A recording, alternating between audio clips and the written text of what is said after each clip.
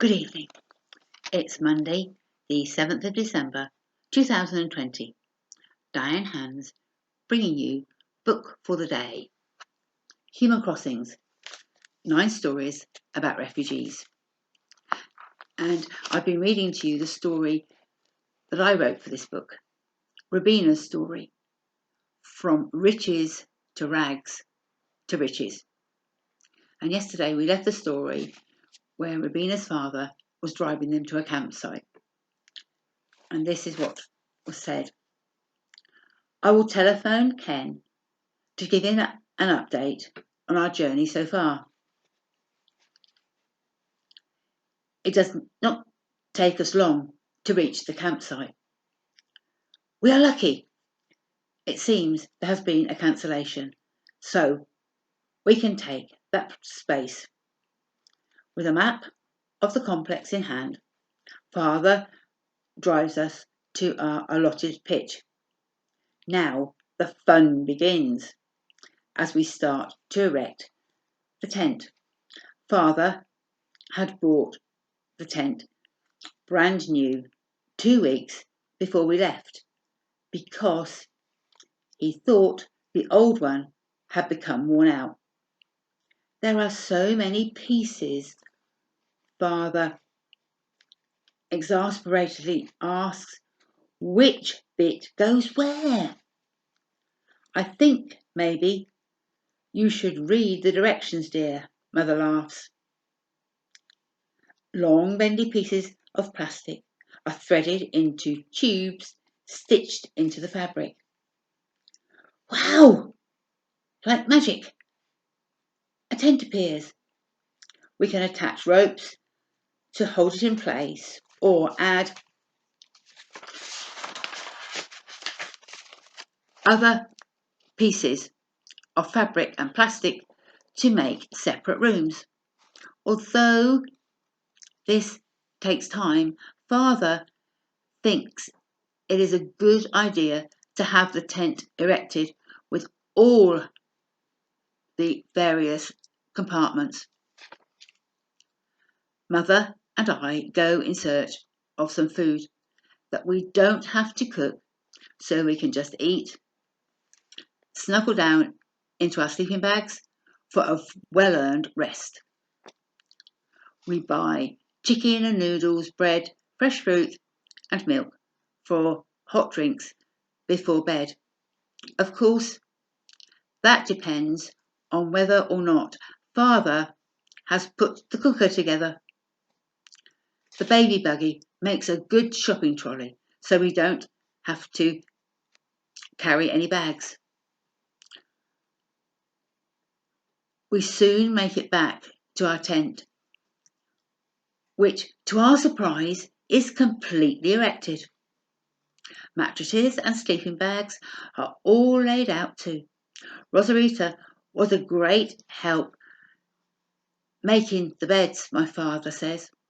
It all looks very cosy. Who's for food? Mother asks. Yes, please, we all say at once. Get plates and cutlery from the trailer, then and sit at the table to eat. After supper, we go in search of these showers. It is only afterwards, when I am curled up in my sleeping bag, trying to go to sleep, that it hits me. We are not on holiday. We have left our home to go to England, that country my father loves. Sleep finally comes. In the morning, Father calls Ken and we find where the bank is so Father can check the bank account and withdraw money. He puts his arm around Mother and gives her a hug, saying, we will be fine. Who's for an ice cream? Even I say yes. Decisions, decisions. What flavour shall I have? Double chocolate or vanilla? I'll have both. We continue walking slowly, stopping to look in various shop windows. Well, what are we going to do for the rest of the day? Mother asks. Father says, we could go back to the campsite and see what activities are available. Saeed cries excitedly, yes, please. Everyone else agrees. So we collect information on what's happening today and return to our tent.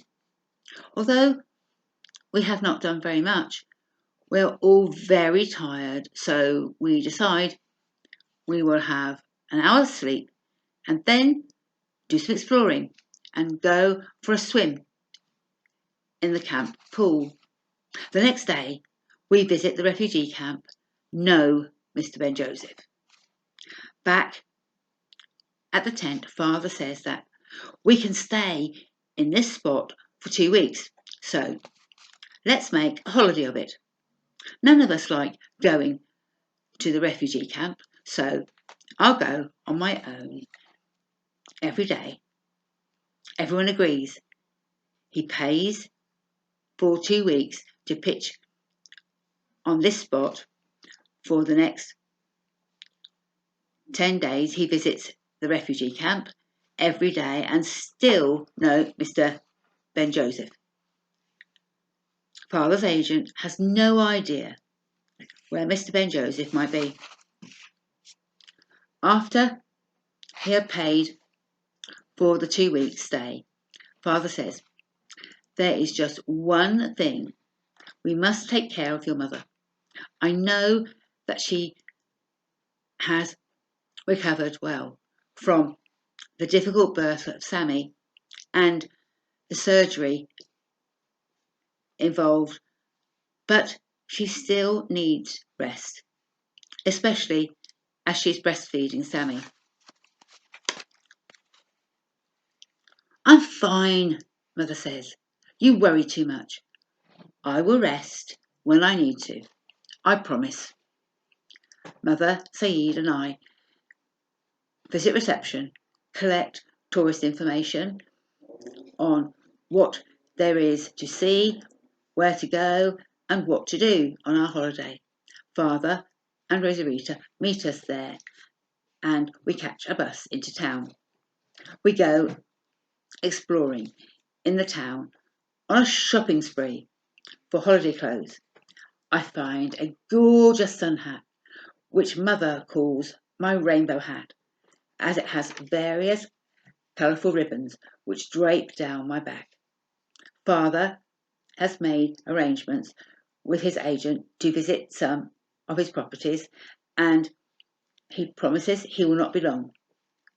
We were also pleased to see him return, especially as he thinks he can sell a couple of the properties locally for a substantial profit. One day, we take a boat trip. It's quite windy, so I pull my hat as far down over my head as it would go and then put both hands on the top of my head to make sure it doesn't blow away. And that's all we have time for today. The story continues tomorrow. And what new adventures are they going to have? So join me tomorrow. Good night, Diane Hans.